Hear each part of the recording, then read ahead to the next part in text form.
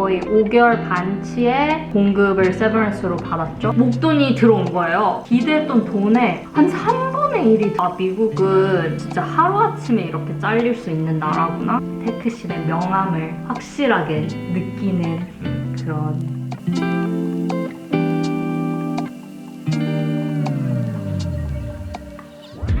자, 그러면 이제 세브란스 얘기로 넘어가 보시죠. 메타도 다음 주 수요일에 해고를 할 것이다. 접근 금지돼 있다고. 그냥 하루아침에. 세브란스는 한국에는 없는 개념인 것 같아요. 한국엔 퇴직금을 주지만 여긴 퇴직금이라는 게 없고, 해고를 당하면 회사 재량으로 보상금 같이 주는데, 메타는 큰 회사라서 되게 잘 준 케이스예요. 작은 회사들이나 다른 데는 되게 적게 주거나 아예 안 주는 데도 있다고 들었고, 근데 메타는 뭐 기사에 워낙 많이 나와서 많이들 알겠지만 일단 기본으로 4개월치의 공급을 주고, 거기에 이제 일한 1년당 2주를 더 추가로 주는 시스템이었어요. 그래서 도현이는 거의 4년을 한 몇 개월 남기고 퇴사를 해서 4년까지는 못 받고 3년으로 쳐서 이제 3 곱하기 6주를 더 받아서 거의 5개월 반치의 공급을 세버런스로 받았죠. 그러니까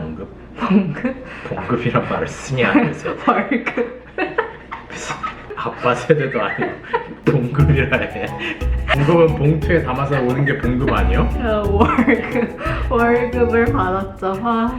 근데 이것도 어떤 시스템인지 전혀 모르니까 블라인드라는 앱에서 제가 막 검색을 해봤어요. 아까도 말씀드렸던 것처럼 이제 해고를 통보한 날짜가 있고 공식 퇴사일이 있잖아요. 캘리포니아에는 월이라는 법적인 게 있어요. 대량 해고를 할 때는 2달 전에 통보를 해야 되는데, 해고 통보는 11월에 받았는데 실제 이제 공식 퇴사일은 그로부터 2달 뒤였던 거죠. 첫 번째 질문은 4개월 플러스 6주라는 이 월급이 공식 퇴사일로부터인지 아니면 해고 통보 날로부터인지가 궁금했는데, 그거는 이제 해고 통보 날부터 적용이 되는 거라고 하더라고요. 다만 돈이 들어오는 거는 1월까지는 어쨌든 서류상은 취직이 되어 있는 거라서 11월부터 1월까지는 공식 퇴사일 전까지는 그냥 레귤러 2주 봉급처럼 들어오고, 이제 나머지 분에 대해서는 공식 퇴사일 이후에 한꺼번에 들어오는 시스템이었어요. 근데 그 한꺼번에 들어오는 것도 이제 공식 퇴사일이 1월 13일이었는데 그로부터 뭐 한 달 뒤쯤? 한 달이 채 안 되게 들어오는 그런 일정이었거든요. 근데 여기서 저희가 진짜 한번 가슴철렁 너무 놀랬던 적이 있는 게, 공식 퇴사일이 1월 13일이었는데 그날 뭐라 해야지? 꽤 많은 돈이 들어왔지. 목돈. 말이 안 나. 목돈이 들어온 거예요. 근데 우리가 생각했던 남은 세버런스로 받아야 할 거라고 기대했던 돈의 한 3분의 1이 들어온 거죠. 그래서 막 텍스가 이만큼 떼인다고? 너무 당황스러운 거예요. 이것밖에 못 받는다고? 이러면서.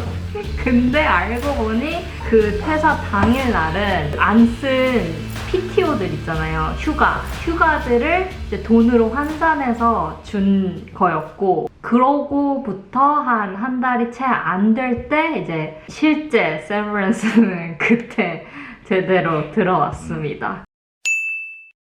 그리고 이제 퇴사일 이후에 되게 중요하게 해야 됐던 게, 미국은 메디컬이 되게 중요하거든요. 원래는 회사에서 다 커버가 되어 있었고 회사마다 지원을 해주는 보험의 종류가 다 다른데, 제가 다녔던 회사보다 메타가 훨씬 더 좋은 보험이어서 저는 이제 디펜던트, 보호받는 자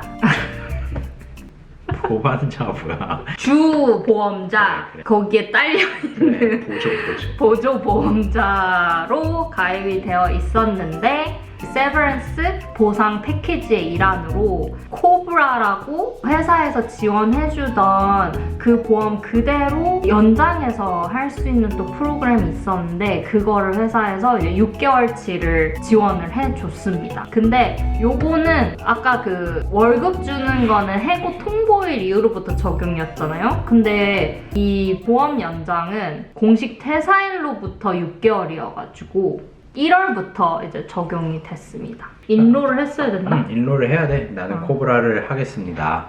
해석하면 돼, 온라인으로. 저에겐 두 가지 옵션이 있었죠. 제가 일을 하던 회사에 또 보험이 있었으니 저한테 이제 빌붙어서 기생해서 하는 보험을 할 수도 있었고 코브라를 그냥 연장하는 옵션이 두 개 있었는데 어쨌든 뭐 공짜로 6개월 더 해준다고 하니까 그때 이후에 제 회사로 넘어와도 무방하니까 이제 코브라를 6개월 연장했고 그거를 이제 인롤하는 게 우편으로 오면 이제 그때 진행을 했으면 됐던 것 같아요. 그리고 가장 중요한 것도 실업급여라고 하죠. 한국에서는 Unemployment Benefit을 신청을 해야 되는데 그게 원래 본인이 받았던 월급 대비 뭐 이렇게 주는 시스템이거든요. 근데 맥스로 받을 수 있는 게 주에 450불 정도입니다. 한 달에 맥스로 그럼 450 곱하기 1,800불. 1,800불을 지원을 해주는데 이건 진짜 렌트값도 안 나오는 가격이죠. 그래도 뭐 한 푼이라도 받으면 도움이 되니 Unemployment Benefit을 공식 퇴사일 이후에 지원을 했고 근데 이것도 26주까지만 맥스로 줘서 그것도 지난주에 끝났습니다. 그리고 참고로 뭐 이거는 사족이지만 저도 얼마 전에 퇴사를 했거든요. 저는 해고는 아니고 자발적 퇴사. 자발적 퇴사는 실업급여도 못 받습니다. 그래서 우리의 이제 다음 주부터는 정말 빵원의 수입으로 살아갑니다. 그래서 이제 뭐 메디컬 6개월까지 잘 커버되다가 지난주에 메디컬도 끊겼고요. 그래서 이제 저희의 남은 숙제는 퇴사 8개월 이후에 여전히 남은 숙제는 코브라도 없고 저도 퇴사를 하는 바람에 메디컬이 저한테 기생할 수 있는 메디컬이 옵션이 안 돼서 그냥 정말 이 두 백수로서 메디컬을 가입을 해야 되는 숙제가 남아 있습니다. 왜냐면 캘리포니아는 가입을 법적으로 해야 합니다. 마지막으로는 레이오프 경험을 한 후에 소감. 소감이요? 아니 느낀 점? 몰라. 이걸 겪으면서 든 생각들? 개인적으로는 잘 됐다고 생각합니다. 레이오프 된 게. 왜냐면 원래 어차피 말씀 아까 드렸다시피 번아웃이 좀 와서 그만둘까 생각을 하던 차였는데 돈까지 이렇게 돈뿐만 아니라 이것저것 지원까지 해주면서 내가 원하던 대로 백수가 되었는데 좋은 거죠. 결과적으로는 저는 좋다고 생각합니다. 저희는 시기적으로 좀 맞아서 타이밍이 좋았어. 원래 조금 퇴사를 생각하고 있었을 때 딱 타이밍 좋게 물론 당일은 정말 충격이었죠. 그치. 지금은 너무 아무렇지 않게 얘기를 하지만 당일은 이게 뭐냐 막 그랬잖아. 감히 나를 자르냐며. 내가 프로젝트가 이만큼이나 있는데 그거 어떡할 거냐고. 물론 레이오프가 정말 좋은 게 아니라서 그럼 아니지. 웃으면서 얘기하는 게 조심스럽지만 저희 개인적으로는 쉼이 필요했고 그때 그냥 회사 돈을 받으면서 좀 쉴 수 있어서 개인적으로는 좋았다. 근데 이걸 통해서 그냥 전체적으로 느낀 거는 미국은 진짜 하루아침에 이렇게 잘릴 수 있는 나라구나. 한국에서는 전혀 생각지도 못한 이제 경험을 해보는 거죠. 당장 내일 아침 잘릴 수도 있는 나라구나. 그게 가능한 나라구나. 저희는 아이도 없고 집도 렌트라 모기지를 매달 내는 것도 아니고 뭐 빚이 있는 게 아니었기 때문에 괜찮았는데 만약에 부양할 가족이 있고 내가 비상금을 모아둔 게 없고 달달이 월급으로 생활을 해야 되는데 당장 잘렸다 이러면은 진짜 좀 까마득했을? 그럼 그래서 좀 무서운 나라구나 이런 걸 좀 많이 느꼈습니다. 그리고 잘릴 때 이렇게 큰 회사처럼 몇 개월씩 세버런스를 주면 또 다행이지만 그마저도 안 주면 실업급여도 렌트도 커버가 안 되는 수준으로 주는 거니까 되게 무서운 상황이 될 수도 있구나 이런 생각이 들었습니다. 근데 또 한편으로는 레이오프가 이렇게 좀 자주 되다 보니까 사람들이 되게 위로도 하고 응원도 많이 하지만 또 이게 막 뭔가 좋은 글씨처럼 너무 해고당했다고? 막 이런 게 아니고 좀 so what? 해고 늘상 있는 일이야. 뭐 이게 리워크 돼서도 그런 거고 이렇게 주위에서도 반응도 되게 일반적이기도 한 것 같아요. 이런 해고와는 또 별개로 저희가 미국의 이 메디컬에 너무 무섭다고 느낀 게 그동안은 저희 둘 다 일을 해서 회사에 뭐 보험이 있으니까 메디컬 비용에 대한 그런 개념이 전혀 없었는데 도현이가 해고 당하고 저희가 아까 말한 메타의 보험을 그냥 연장을 하려고 할 때 우리 돈으로 냈을 때는 그게 매달 2,000불씩 내야 되는 거죠. 그거를 그동안 회사가 지원을 해줬는데 내 생돈 2,000불을 내야 되는 거죠. 근데 뭐 그거는 좀 더 프리미엄 보험이라서 더 비쌌을 수도 있지만 보험료로만 막 너무 많이 돈을 내야 되고 게다가 원래는 제가 회사를 또 다니고 있었으니 제 보험에 기생하려고 했는데 이제 저마저 퇴사를 했으니까 생 보험료를 내야 되는데 그게